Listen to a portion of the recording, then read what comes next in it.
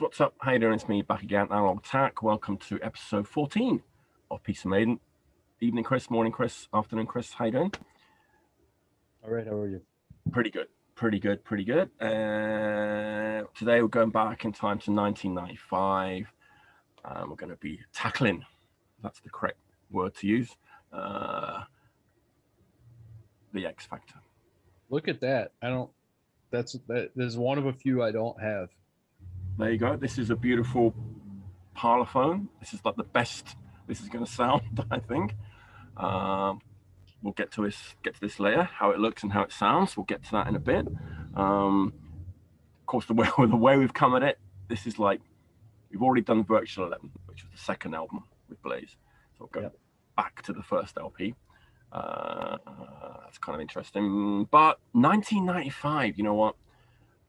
I've got nothing. I don't remember what I was doing in 1995.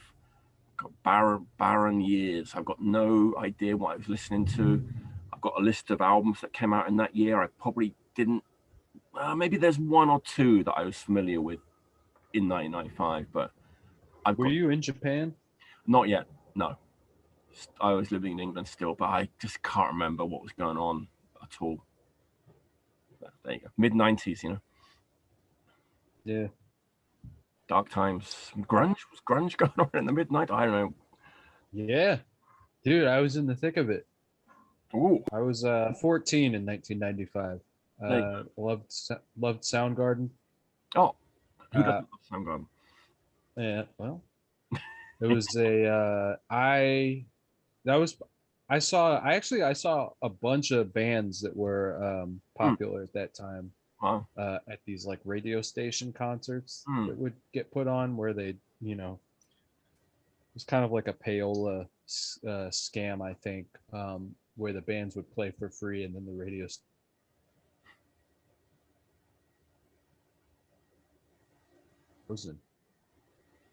Are you there?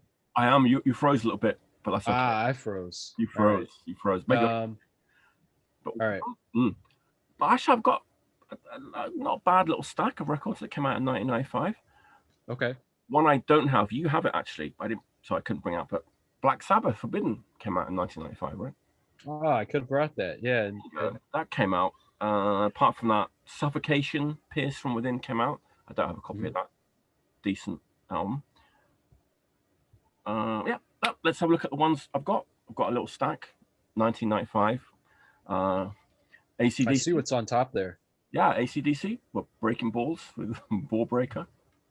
Yeah, that's I consider that a comeback album. Even though Razor's Edge was very popular, this is sort of the return of the classic lineup. Decent album. An album from Sweden that I do like, but was responsible for some very worrying. I can see what it is. some worrying trend. All right. Let's see it. Let's get it on and get it off. At the gates. Yeah. Slaughter the Soul. There you go. See what? I don't know your opinion on this album actually. Carcass. I just said to somebody I know the other day, some of the best Megadeth songs are on that album. You know, I like this album. This is funny actually, Chris. I kind of didn't own this album, and it's been reissued, right, on like one of those earache full dynamic range things. So I ordered it, thinking it was a reissue. I ordered it from some little shop online in Japan, and to my surprise, when I got it, it was actually like an original. So like they kind of made a mistake there. And I was gonna say it looks awfully thin. It couldn't be reissued. Thin. It's a proper like old school. Yeah. That's what I'm talking about. I thought I was going to get the FDR, but it was an original. So there you go. You know what? I like it better than Heartwork. Oh, tasty, spicy. Dark Throne. And the Faust. The Faust came out in 1995, but I think it was recorded earlier than that, right? Are you still on board with Death at this point? Do you? Oh, absolutely not. This is not a Death for me. Okay. No. But I mean, I wasn't there. You know, like I wasn't listening to this stuff then. Like I said, Soundgarden. Yeah. Pretty crazy album, actually. Simple. I kind of like it. Now this one, talking of Soundgarden and grunge, and I was into this album when it came out. I thought you might. This was really big with my group of friends. Pantera was big too, but when this came out, it was like, oh, it's like more of like a heavy. It was like more of a grunge album to us at the time. Yeah. I like this album. I think it's good, but I don't think you're allowed to say that, are you? I don't know. It's a good album. I mean, you can say what you want. You know, there's some elements that maybe have aged better than others, but that's very like of the time to me. Yeah, it's a good album. And then kind of, well, not too similar, but some source. Well, not too far off. Yeah, too far off. Yeah. I kind of like that these guys have just been like plugging away for like decades, doing this stuff. Kind of cool. It never changes, but you know, good for them. Yeah, man. How about these saucy lads from the cold? Oh, no thanks. That's for you. Battles in the North. Wait, which one? Battles in the North? What's it? There's one I like. I don't know. I don't think it's that one. Probably at the Heart of Winter, maybe. I don't know. Morbid Angel. Talking of FDR reissues on Earache, here's one with the kind of re-altered, redone artwork. See, 1995, I was actually really immersed in music at this point in my life, and that album came out, and it was so big in my high school because we had a crew of death metal guys in my high school, and their band actually opened for Morbid Angel on that tour down the street from my high school, and there was a article in the school paper about Morbid Angel, about you know, basically with like promo materials from that album. So I don't really, Where the Slime Dwells is kind of a good song, but again, talking of 1995, like I really associate this album with that time period, and I was not interested in it. I was like, no way, this is not for me. Like I don't get, like, why does that guy have those shin guards on? It's pretty amazing, like how big this band were as well. I mean, it's pretty crazy. So, back to something that we both like, I think. I don't know about this particular album, but oh yeah, that's a good one. Yeah. Wait, that's Snakebite Love. Yeah, man, I meant to pull out Sacrifice. You should have got Sacrifice, which Sacrifice came out in 1995, not this one, but it looks so similar. I just grabbed it, and it's like they have almost the same color scheme, sound, and everything else. My bad. It should be. We just want to let everybody out there know that we know the difference between Snakebite Love and Sacrifice. Sacrifice came out in 1995, not this. I think I showed this before, right? Some other episode. Well, we talked about it because you were not sure how I felt about it, but I like Snakebite Love, and I like Sacrifice too. I showed it because the color we did Virtual 11, similar to Virtual 11. That's why I had it out. See, it was there for a reason. Okay, now I've got another pile, which I'm going to use to kind of tie in a little bit when we get to the album of the day. Fascinating. Darkness from the north of England. Oh yes, the Anathema Boys. We're still dooming it up. Dark and dooming. So that one's still evil, right? It's this one is. We're not doing Pink Floyd yet. This one is like a mini LP, but it's almost LP length. And then the full length is this one, the Silent Enigma. Sorry, picture it. Still doomy. Cathedral. Yes, we love it. Carnival Bazaar. Really, really dark. The darkest. My Dying Bride. So we've got 2 of the Peaceville 3 here. Now let's see if we get a bingo. Yes, indeed. There it is. Paradise Lost, Draconian Times, which isn't that dark. It's more of kind of Metallica influence kind of a record, but that's the one. Yeah, got that Black Album, but the artwork looks very, very evil. So maybe not this one, but definitely My Dying Bride and Anathema I might hold up as examples of how to do a dark record in 1995. So, Chris, I'm assuming you don't have a copy of this, so I don't. You don't. So let's have a look at it. Here's the artwork. Eddie. Well, Mike, from here it looks like they've got a claymation Eddie in some kind of a contraption, but you know, I must be seeing things through the zoom camera, and that couldn't possibly be accurate. While he's getting a lobotomy, it was done by this guy Hugh Syme again. But actually, when it came Oh, out, wait, you're telling me that it's not a painting? mm, It's a claymation you know what? character. This is scary. That's because like it's so like okay. I used to own a CD of this, like an American. I still got it actually, but you can't. It's so like grainy and blurry. But when you get this, it's like Jesus Christ, it's so like clear. And I don't want it to be that clear, you know. It's like want to be hidden a little bit. But when this came out, this wasn't. This was kind of not banned, but didn't they like? It was considered too gruesome. I think when it came out. I'm sure they didn't want to sell it in Walmart or anything, but I almost think it's like the kind of negative press that Mm. maybe it's sort of like almost like better for them in a way because it makes it seem like, oh, Iron Maiden's in trouble. It's like gives them a little bit of an edge. Well, it actually says due to the cover's lifelike lifelike style, the band was forced to release the album in a reversible sleeve with a less graphic view of Eddie from a distance, which Yes. so yeah, it's too gruesome for me. I don't think it. I don't know.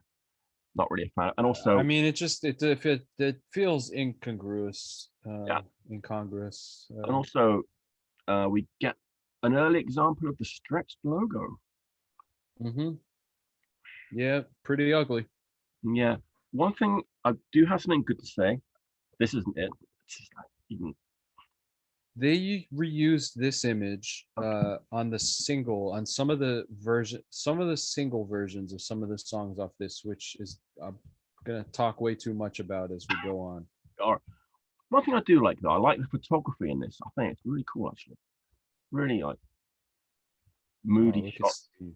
Well, No, he was not having a good time at that but time. it's pretty well done, I think. It's like very tasteful photography. So Boy, it really fits the time, huh? yeah, Just that like post Black album. yeah. I think it's kind of well done. So that's what the album looks like. This is again the Parlophone reissue. Yeah, that's what we've got. Very of its time. Looks. How about sounds? So last time we kind of went pretty deep into Virtual 11 and the kind of things that could have been, should have been. With the production side of that album, what's going on here? Same story? Yeah, no. I mean, first of all, let's just set the scene a little bit because since we're going backwards on Blaze, Yeah, yeah, yeah, yeah. Bruce, Adrian left in 1989. Bruce leaves in 1993. They do this big final show with him. They hired a magician so that they could cut off his head live on stage. And then Eddie held up Bruce's head. He exited to work on his solo career, and they set about looking for a singer. They got Blaze Bailey from Wolfsbane, which we've already kind of talked about at this point. Um, and they started working on this album. Now, the other sort of behind the scenes stuff is Steve Harris is going through a divorce. He's also, de facto going through a divorce with Bruce Dickinson, who's left the band and like kind of a little bit of an asshole in like for the next few years when he's doing press talking about leaving Iron Maiden, he's kind of dismissive of it. So Steve's being abandoned a little bit. And Martin Birch has also left the fold. Martin Birch retired after Fear of the Dark, which is the final album we'll talk about in this series. Yes. Um, and so it's just like, Steve Harris is kind of like pulling he's on the defense like more than he's ever been. And it's been a bumpy period of time in the 90s for Maiden for the first half of the 90s. It's not been a super successful time. And this is I mean, this seems like it was tough. They've retreated to recording at his home again. They've recruited Nigel Green, who he also worked on Virtual 11, and I cannot fucking figure out because I was looking more and trying to see what he had worked on. He's worked on a ton of dance and kind of like early hip hop, Mm. New Jack Swing kind of records, singles and stuff. But he worked on like he did something on Hysteria. I mean, obviously he wasn't Mutt Lang, but he was involved in that process somewhere. Lock Up the Wolves from Dio. He did like some Enough's Enough. Um, I mean, Lock Up the Wolves is a perfect example. Like that, nothing sounds off about that album. It sounds perfectly of the time. Sounds heavy. This album has a lot of the same problems as Virtual 11. The guitars sound tiny. The bass sounds tinny. The drums are like weirdly like almost too big sounding by comparison, but like the snare sounds shitty and thin, and then every time he hits the toms they sound really big. And so it has this weird kind of like dungeony quality. It's very, very strange. Yeah. I think Blaze might get a little better shake on the vocal end on this one, Okay. and I think that's because he hadn't just been destroying his voice on tour for the Virtual 11 comes out and he's been in the band for like a solid 3 years, singing songs that are out of his range every night, just wreaking havoc on his vocal cords. And this is before that, so he hadn't really done that yet. Right. And so his voice actually maybe sounds a little bit stronger on this, but there's still problems. This guy is brought into an impossible situation. He's brought into a band that's like, not in a good place really. And he's got Steve Harris is, the primary sort of driving member who's still writing songs. Really still writing songs for Bruce Dickinson. I actually read this interview with Chris Jericho, who is this wrestler guy, and he's also in this sort of like radio rock band called Fozzy. But he's a huge metal fan. He's a huge Iron Maiden fan, and he really goes to bat for the X Factor. Wow. And he's talking about in this interview how Steve Harris just never learned to write songs for Blaze Bayley. And it's obvious when you hear Bruce do the same songs later on when he comes back to the band. And I mean, I don't know. I think that really kind of sums it up. It's just Steve Harris he hasn't really been able to like fully assess what he's lost yet. And he doesn't have all the help that he had. He doesn't have Bruce Dickinson. He doesn't have Martin Birch. He doesn't have Adrian Smith anymore. The only other guy that's contributing songs really is Yannick Gers, who I think brings some stuff to the table, and I think actually is a good partner with Blaze. But it's a tough situation, and I just think, given the context of the time, they have no idea what to do. Thoughts? Counterpoints? Nigel Green is like said that the way things were progressing, the songs, Blaze's involvement, the sound, the commitment, there's this little bit of magic in the air in the studio, that X factor, and that became the working title of the album. So another thing that I was very into in 1995 was comic books, and one comic, these are from a couple years before 1995, but I was reading the X Factor from time to time, and I always think of that when I think of this album.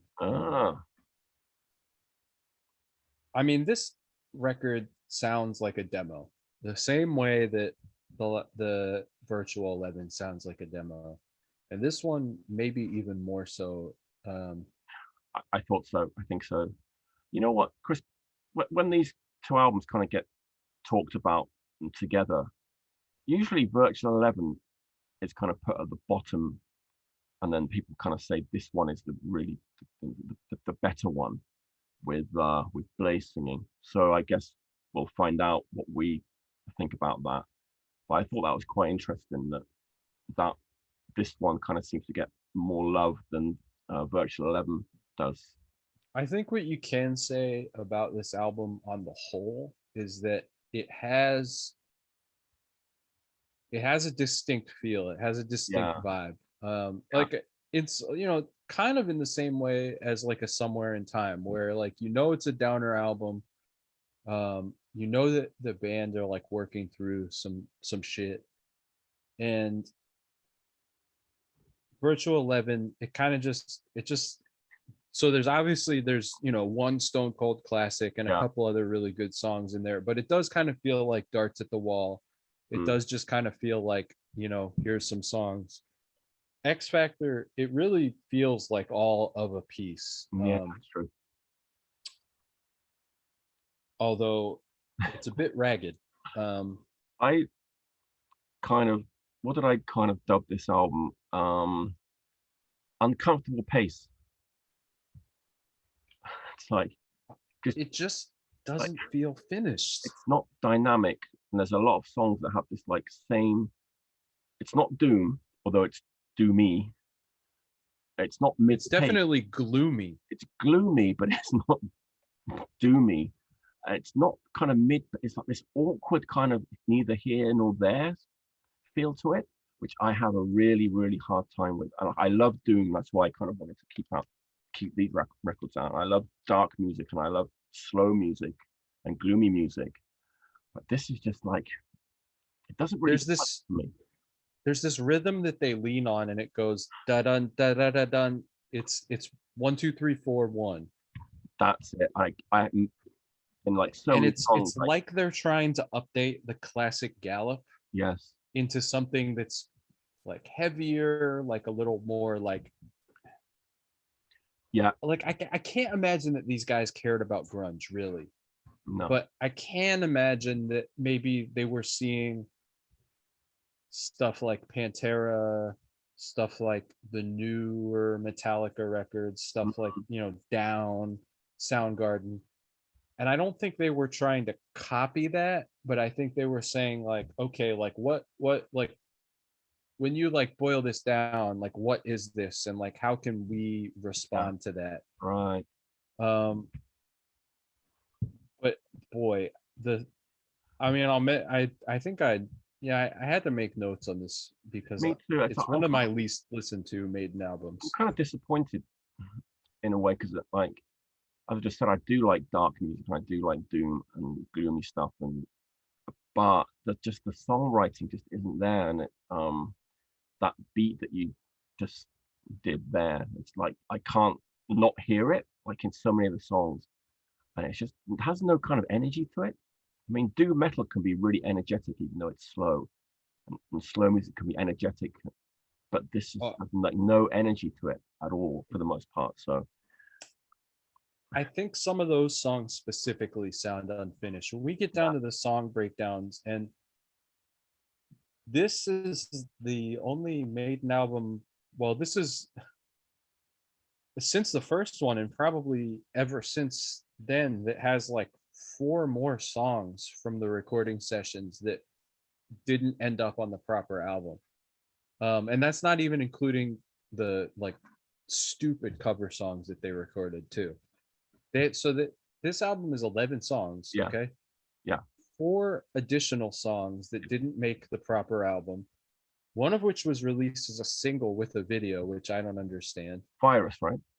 Yes. Which our friend Barry said that should have been the cover to the album. Have you seen the cover to the Virus single? I have actually. I don't own it. I actually saw a copy the other day. It's a classic looking Eddie. It should have been the album cover. So there's Virus, Judgment Day, Justice of the Peace, I Live My Way. And then they also recorded a really bad cover of My Generation. And Doctor Doctor, which at least I understand why they recorded that, but the recording is the same bad recording from the album, and some of the guitar work on it, it's actually sounds a little weird and muffled. I mean, obviously they can play, but it's not a good cover. At any rate, that puts the count for songs recorded on this at 16. No, 11 plus 4 is 15. I'm gonna be a teacher soon. Well, it's Plus funny two 'cause more, 17 songs in mm, this session. like I knew about these extra songs, and they were on the original, like the Japanese CD, right? These three in particular. Not Virus. Virus is Not an Virus. exclusive, but Judgment Day, Justice of the Peace, Yeah, and I Live My Way come yeah, as a bonus disc on the Japanese CD. that's right. Chris kindly pointed this out to me because I'd kind of forgotten to check them out. And lo and behold, those three songs are, are better than most of the songs on the album. So just we have to talk about these songs because Yes. I think this is the story for this album. So first of all, Judgment Day, Justice of the Peace, and I Live My Way are all 4 minutes or less. Yeah. They're all fast. Yes. They all have cool guitar work in them. Yeah. And Blaze sounds really good. Yeah. He sounds at home on them. He doesn't sound lost. I mean, these three could have made up like the core piece of this album. Yeah. Which is 70 minutes. So it's too long. You could have cut some of this shit, put these songs in there, and you would have been in a good place. Virus is maybe 5 or 6 minutes. Yeah. They've got is a bad music video for it. It's like it's very 90s, and the camera keeps going like this on everything. It's very sad to see these guys stoop to that shit. But Virus, so it starts with the typical later day Maiden clean thing. But once it gets going, it's a compelling song. I see why they picked it as a single. That song's great. Not on the album. Not on that album. Judgment Day, it's really fast. It's really immediate. There's like a wah-wah solo in there, I think. Really cool. Justice of the Peace has like just really short, good licks. Not the best lyrics, but the vocals sound good. Right. I Live My Way, just another, it's like fast. It's like the hook's a little bit corny. Like it's just a lot of repetition of I Live My Way. As a couple of punk guys, we kind of like the song title too, right? Yeah, man. Well, especially you living in Japan and whatnot. Yeah. But what's weird is also the mastering on these songs I think sounds a little better than the album proper. I'm not sure why that is, but just overall there could have been a new Iron Maiden album in 1995 that was really lean and like it still was able to be gritty and angry and like different from the Bruce Iron Maiden that they had to get away from at this point. Yeah. But it was, they tossed these away, and I cannot understand why, because I mean, like I will probably listen to these songs again tomorrow, and not preparing for a YouTube exchange with you about them. I really like these songs. I was surprised. I was because I was kind of fatigued, so I thought, three more songs. Well, that's how I was feeling about it, and then I listened and I was like, "What the fuck is going on?" It's crazy. Everybody, check out those three songs. You might change your mind about this. They're pretty easy to find on YouTube. I do want to point out one thing. I don't have any of the singles for these, but I do want to point out, and this is just proves like what a weird and confused time this was for the band. So Virus, like we said, was only issued as a single, which is just bizarre. I don't know why you do that. I don't know if maybe it was supposed to be on a movie soundtrack or something. I just don't know. The single for Virus, there's a bunch of different versions of it. One version is a CD single. It's Virus, and then it is the Metal for Mothers version of Wrathchild as the extra track. What? I know, so weird. Like, why? So it's obvious they're like, well, we gotta give them something extra, and maybe this is a hard one to track down, and remind everybody that Iron Maiden existed without Bruce before, and we can do it again. It's just it's a bad bit of synergy. Even weirder, there's a 12-inch version of Virus, and on the B side is Prowler and Invasion from the Soundhouse tapes. Oh my God, really? I didn't know that 12 inch. Isn't that That 12 fucked inch. up? It shows up often here for some reason. I've seen it about 3 or 4 Yeah, times. because Japan is probably a place where I feel that Japanese fans are willing to embrace weird versions of bands. And like overall, this album didn't do it, so it wasn't that well received, but I want to say Man on the Edge, maybe it was like top 10 in a few places. Mm-mm-mm. And it did, I think it did well in Sweden and Germany. I can only imagine that it did well in South America, probably did well in Japan. Maybe, yeah. But can you imagine hearing a song like Virus with that kind of like just dead sterile production, and then flipping it over and hearing 1979 version of Prowler? And yeah, I don't know, like I said, it's a really bad bit of synergy. It makes absolutely no sense. They could have done a 4-song mini LP with all 4 of these, and like Doctor, I guess. If you want to hear a really bad Who cover, check out their version of My Generation. It might be the lowest point in the entire Maiden story. Oh. But all these records are kind of expensive. The album, the original picture disc, and the Virus single usually like 50, 60 bucks, something like It's that. not cheap. Not cheap. Because I mean, no one cared. No one bought them. They didn't make a lot. Right. Yep. So all right. So we've done the overview of the extra tracks. Are you ready? We've set the scene. Let's have a look at the 11 songs on the album proper. So fucking stupid. Why isn't there 10 songs, Mike? 11. It should have been 11 on the next one and 10 on this one if they're doing this numbering. It's so dumb. Yeah. So I guess back in 1995, when you bought this album, Sign of the Cross, this is going to be your first taste of Blaze Bayley, right? Unless you've heard one of the singles that might have come out before. Didn't research that, but let's just say, for argument's sake, Sign of the Cross. I think for most people, it was Sign of the Cross. And man, obviously this has become a classic, an Iron Maiden classic. Like the Klansman, they kind of go. I mean, this is a perfect example of a song that was written for Bruce Dickinson. This is not a song for Blaze Bayley, and he really tries. I love okay. We've just done Seventh Son. We talked about the longest song they didn't put at the end of the album. This one we've got the longest song at the beginning of the album. Like the opening song is like the longest song. Unbelievable. Obviously it's a bad move because it takes a long time to get going. It does, but the chanting monks, the dark feeling, come on, man, I'm all about that. It's great, it's atmospheric, but the recording and the production on Blaze's voice and this, that, and the other make it a little his voice. I mean, he's pushing out of his range. Yeah. When he sounds good, he's singing from like his diaphragm and his chest.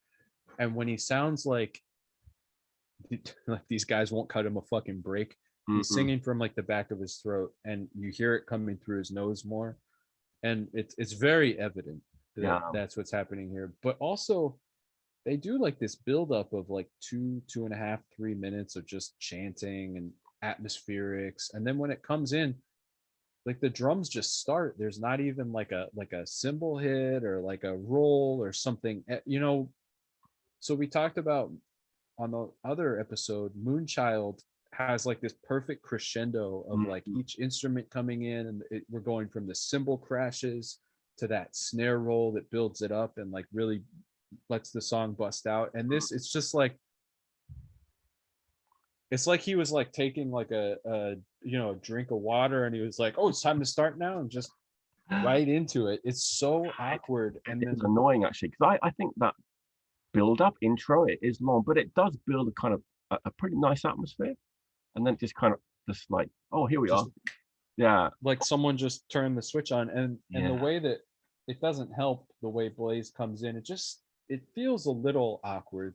Mm. I don't know why it is. I This do is a like, classic song though. yeah, I like the kind of Kashmir kind of stargazer kind of style passages in there, which you know, I mean, the version of this that's on Rock in Rio mm, with Bruce and Adrian, the six-piece band is the definitive version of this song. yes, It was meant to be sung by Bruce. Um, you know, I've grown to feel better about Blaze's performance on this song mm, over listening to it more.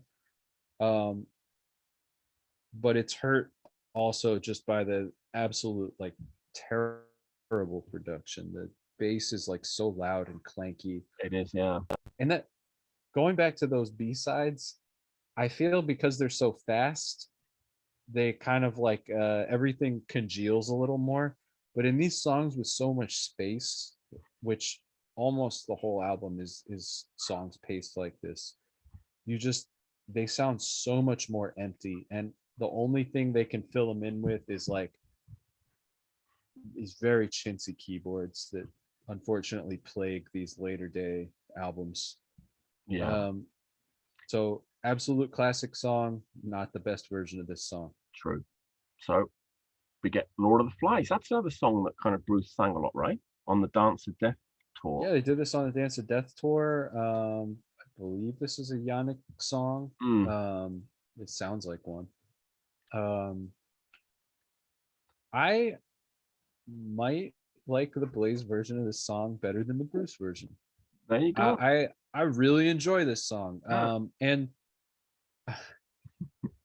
it would have been a good song to start the album off with. I don't think it's the best song on the album, but it does start with that little kind of Who style yeah. thing again, though.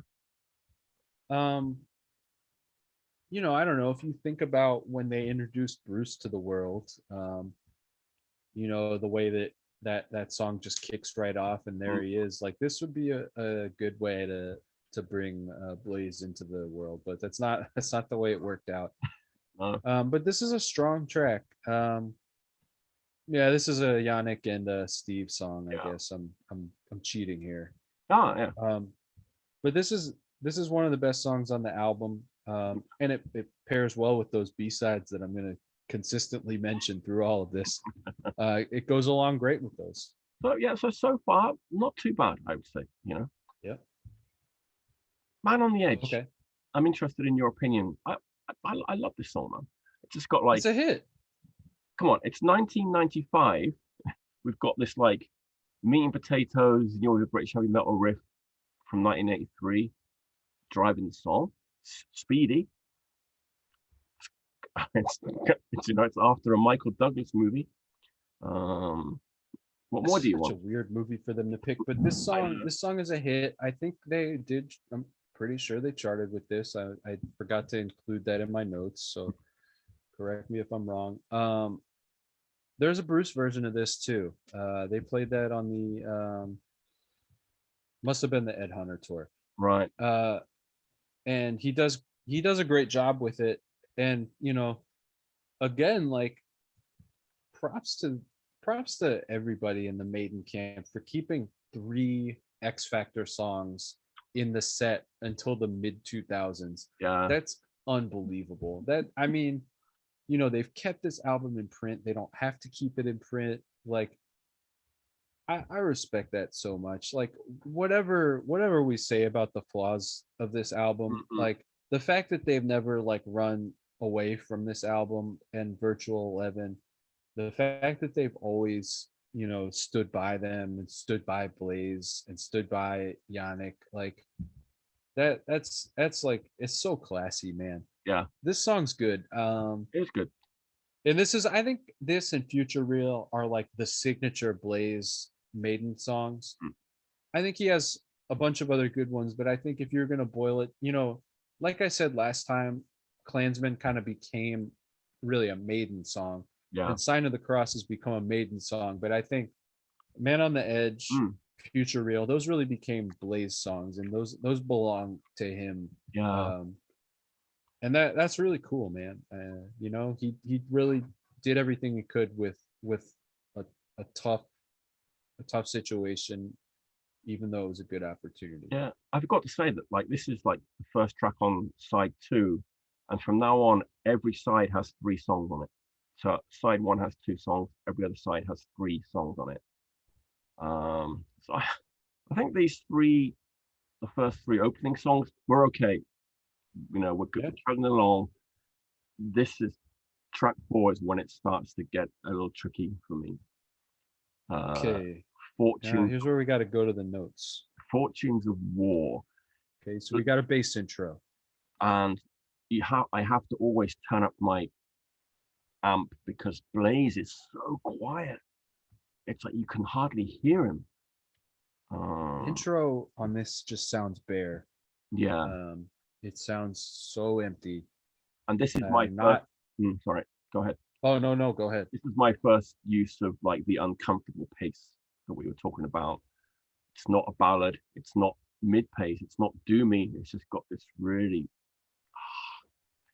horrible pace to it that I don't find enjoyable. It's got some good twin leads in it, but just that beat, that pace, I struggle with. A couple things. It does have that dun, dun, dun, dun, dun thing going on.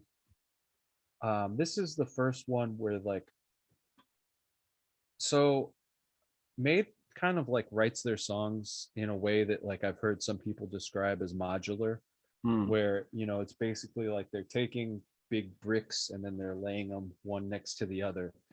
And like the best version of the band, when you think of a song like Power Slave, or you think of a song like Rhyme of the Ancient Mariner, when you actually like break those songs apart and like look at what's happening in them, they really are, it's just like it's this and then this and then this and then this, as opposed to like a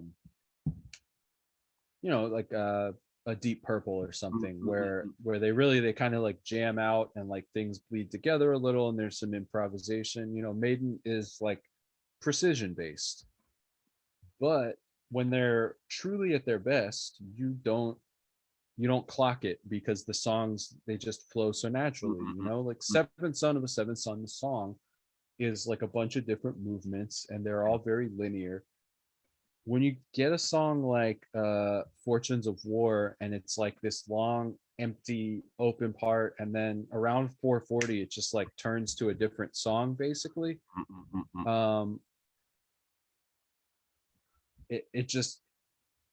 It's like you're you can like see the skeleton of the thing, but they like haven't put the flesh over it. It's so empty. I don't mind really sparse empty productions normally, but it really bothers me with Iron Maiden. And also the chorus as well. I think this might be the point where Blaze sounds really at its worst. Is the chorus of this song. I don't know if you remember it. It's really he doesn't know what to do with it.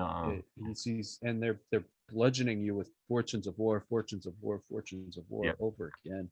Yeah. I mean, this is a perfect example of a song that does not sound finished on this album. Yeah. And because Nigel Green is the engineer, but he's not the producer. Bruce is gone. Bruce is the guy, I think, who would probably stand up to Steve the most. Yeah. No one is here to just say it's not ready. And this is a solo Steve Harris composition. And it's not like the part, there's nothing wrong with the parts, there's nothing wrong with what they've started with here, but it just doesn't sound finished, and the production emphasizes that even more. It really does. And Look for the Truth, it's kind of almost the same story again. It's got a really inaudible Blaze. it's a really simple riff. It is, and the guitars are so thin and almost I put invisible. They're almost invisible. Yeah, I do think Blaze gets to show his range a little more on mm, this one. I think the bass and guitar intro thing, I mean, three songs, this song, the song before it, and the song after it all have pretty similar either clean bass or clean guitar or clean bass and guitar intro, where it feels like you're caught in a loop. yeah, Um, the some of these like slower riffs that they do, they're just really simple 3 or 4 chord kind of things. And again, with all that emptiness, it's like, what, like this song is not finished. And then you've got this guy who's not as experienced on vocals trying to do something with it. I said in the last episode where we talked about him, he's a good vocalist. He doesn't have the sophistication of Bruce, and Bruce really like can spin straw into gold sometimes. And this guy, I mean, I don't even know what Bruce could do with some of these songs, because some of these songs just don't sound finished, and this is one of them. The thing about like Virtual 11 is that it's almost like every song had like something interesting to like keep you a little bit engaged, even the bad ones, there was something going on where you could just be like, well, what is that about? Whereas this album is just like a kind of gray blob of like nothing's really speaking to me. Like there's a big middle section of it where just nothing is really going on. And again with the Aftermath as well. So hang on, we're on. Look at the album. Okay, we're on side 3 now. If we go to the Aftermath, that's the first song on side 3. And again, the production is so thin on this. I mean, it's like I feel that the guitars are almost drowned out by the bass, because the bass is like super clanky. And he is doing a lot of work with those Steve Harris fingers, but it's another clean intro, another slow, chunky riff. Yeah. Blaze is again trying to do anything he can to sound interesting. He does that "What are we fighting for?" Yes. Thing with his, which is a big reach, and he's trying to prove that he belongs there, and these guys are just not giving him much to work with. The song's not even really in his range. I mean, what a fucking nightmare for this guy. There's no transition. It just switches to something completely different around 3 minutes. It's like they've laid the bricks and there's no cement between them. There's some good solos I wrote, Then it just goes back into the chorus again, just abruptly without it's like back again. So after this is a real problem song. Yeah. Okay, so it's like Judgment of Heaven. Another song. All right. Now this song's interesting. I did put it's much better than the previous 4 songs. And I was gonna ask you, I wrote, I bet Chris hates the chorus. It is very radio rock, but so the first thing, I love that it starts with like a major key progression, because Fortunes of War, Look for the Truth, Aftermath all have that, and even Man on the Edge actually starts with that sort of minor key thing. And this song starts and it's kind of upbeat, and you're like, oh, this is like some Number of the Beast kind of shit. I would love a Bruce version of this song. Like I would commission it if I could. Bruce, you watching? I think he would absolutely kill this song. I think, I think you could hear this song on Dance of Death or something like that. I put Dance of Death or Brave New World. Could have been on either of those 2. But, the chorus is super radio ready, but all of my life. Yeah, all of my life. Yeah. I mean, it is what it is, but again, well, it's way more interesting than the like preceding 15 or 16 minutes of music. It's kind of like, oh, hang on a minute, and then it's like the guitars are basically drowned out in this. Even like the shitty like orchestra setting on the keyboard is like plastering over them. And Blaze, he does a pretty good job, but he is having to sing from the back of his throat, which again, like, I'm not gonna like rehash it too much, but like these guys should have known to tune down. In 1995, it's perfectly acceptable to drop down a step or two. So it was just bad planning, bad producing.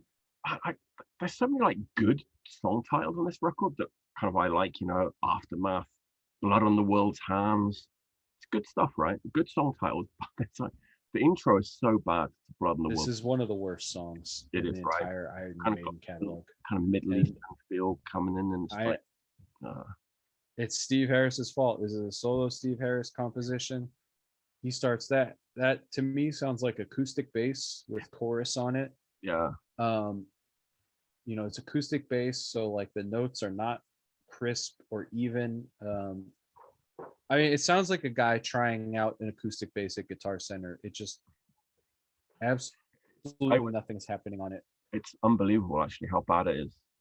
I can't believe nobody was like, well, Steve, the album is 70 minutes. Like, what do you say we just cut it down to like 68 minutes and lose that thing at the beginning of Blood on the World's Hand? Yeah. It sounds so bad. And then the song just has it's got that dun dun dun dun dun dun dun dun dun, and Blaze just, again, I'm sorry, he doesn't have the sophistication to do anything with that. He sings the riff. He goes, and the rhyming words, there's like,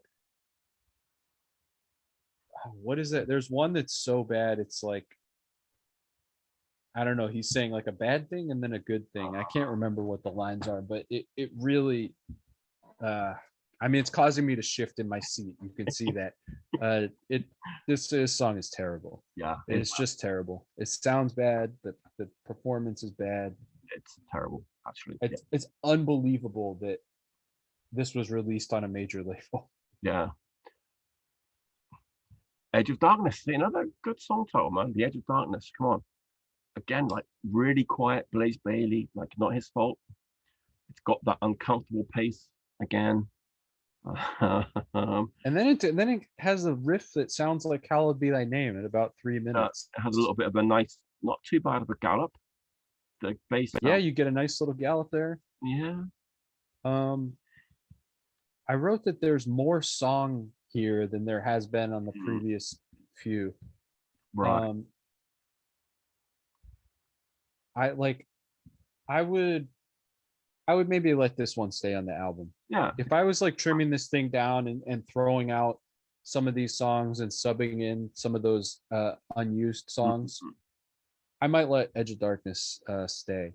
But they are ripping themselves off here. They're doing a rip off of Hallowed Be Thy Name. Yeah. It's weird. 2 a.m. a time of the day or night I'm quite familiar with. So when I listen, I can't imagine myself. I hate the title. The title sounds like a Goo Goo Dolls song or something. It's not an Iron Maiden song title. True. It's wrong. It just feels like, you're up you come back from the pub, you're drinking alone. I do like the kind of like the lyrics and stuff on this song. Really bleak. It is very bleak. It's a sad one. Yeah. This is definitely a divorce album. Yeah, and it's not the uncomfortable pace. It's kind of, it's okay. The pace of it's okay. Yeah. But it does have the dun dun dun dun dun dun thing going on, and the lead is so annoying. There's like a guitar lead. I think it's Yannick just running through it, sort of as a higher guitar part, going through a lot of it, and it just goes again and again. Which brings us to the last song on the album, The Unbeliever. We're there. We made it. This actually has some kind of nice proggy bits in it, which actually I don't mind. I wrote, this song is a mess, proggy riffs. I wrote proggy against vocals that are kind of rappy, but it is kind of proggy. It's an interesting song, and unfortunately you just hear him wrecking his voice the whole way. They kind of put a bit of effort into this one. It sounds like they thought this song was going to be something. I think this has enough parts that could work. I mean, part of it is that, again, the vocal sophistication thing. But part of it is also working with your singer. You know, this is Iron Maiden. They're recording at their own studio at this point. They should be able to be like, I don't know, this isn't working or this is working. Let's try this. I just, it's mind boggling to me that a song that obviously they put a lot of time into, because it does have those proggy riffs.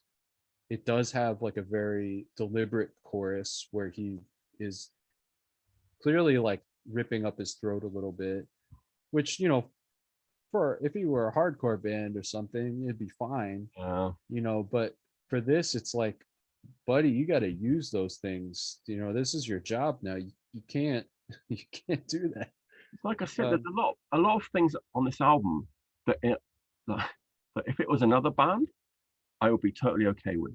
But just because it's Iron Maiden, I just can't stand it. The sparse, empty production, the kind of songs that aren't really finished. I'm all about that kind of stuff, but like not with Iron Maiden. And why is a rich band on a major label making a record that sounds like this in the same year that a kind of poor kind of band on a small independent label can put out something like this that is dark and gloomy, that has kind of sparse production, but it still sounds good.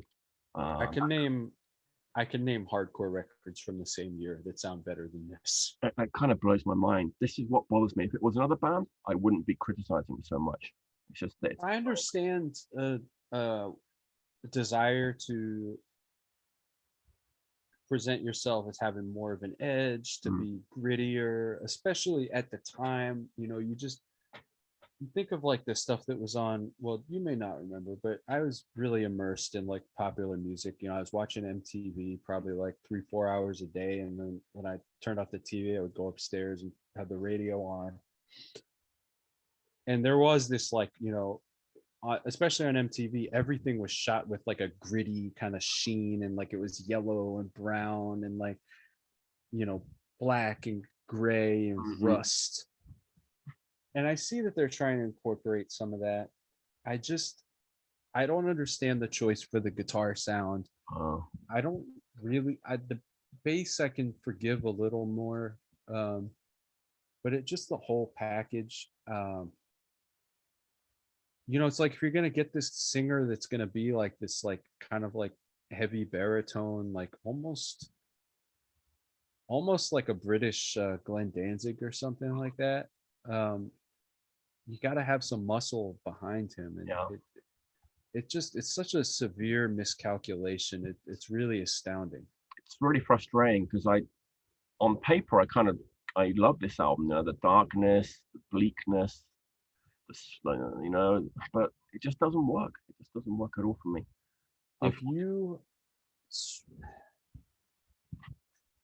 If this was every original song on a double CD, if it was all 15 songs from this whole session, I would be more impressed by this album, because it would have way more songs that I like. And I would be like, well, they made like a 2-hour album. That's impressive.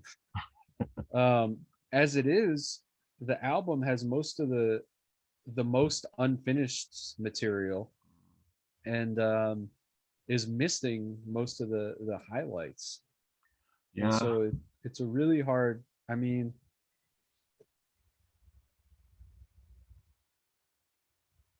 A Matter of Life and Death has to me no classic songs. And this one has one indisputable classic, and at least a couple more that you can make a case for. Right. And so I think I still have to like this more than that. But interesting. This is a real train wreck in the aggregate. It's negative in the aggregate. Frustrated. I want to like it because I really want to like it. I wanted to like this album, but I can't. I can't. I feel like I will go back to this before I go back to A Matter of Life and Death. All right. And maybe before I go back to Brave New World, because I've heard that so many All right. times. And maybe even I kind of think I will go back to this more than Virtual 11 too, to Interesting. be honest. I mean, I just think it's a mess, but yeah, it's a real disaster. okay, we've got to give it a score. Everyone, let don't take these scores too seriously because we're probably going to completely contradict ourselves when we do the ranking episode. But No, I went back and I have a spreadsheet of what on my mine rankings too. were. No, I didn't.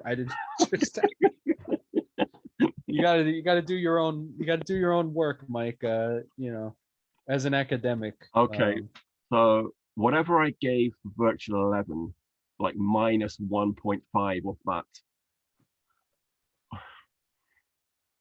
That's my score. I give this album a 5.5, Really? which is the same ranking I gave A Matter of Life and Death, but whereas A Matter of Life and Death is a boring gray plastic stew of murky sameness. X Factor has a few high points and then some all-time lows. Right. So they sort of even out to the same thing, but one thing you can say about X Factor is that it has a stone dead classic Maiden song in Sign of the Cross. There you go. Without this album, we wouldn't have that song, and I love that song. And there's a dream version of this album that includes 4 other songs and gets rid of about 6 more. And I think that would be an awesome album. Those songs are good. I was kind of quite blown away actually. Everybody. I think I wouldn't it have been amazing if they had come out with like a 40-minute, like just lean, like fast, like the rawness would make sense then. You'd just be like, whatever. They sound like they just right off the floor. Yeah. You know? I mean, I'm gonna make a playlist when we get offline of just the shit that I like, and it's gonna be sick as hell. All right, everybody. Thanks for watching. We dove pretty deep into the X Factor. I bet you guys weren't expecting that. We've got just 2 more to go of this series proper. Then we'll have the bonus episode. So next time we're going to be going back to 1990. Prayer for the Dying. So yeah, look forward to that. As always, thanks for watching. Thanks, Chris. Good times always. Until next time, stay healthy and stay clean.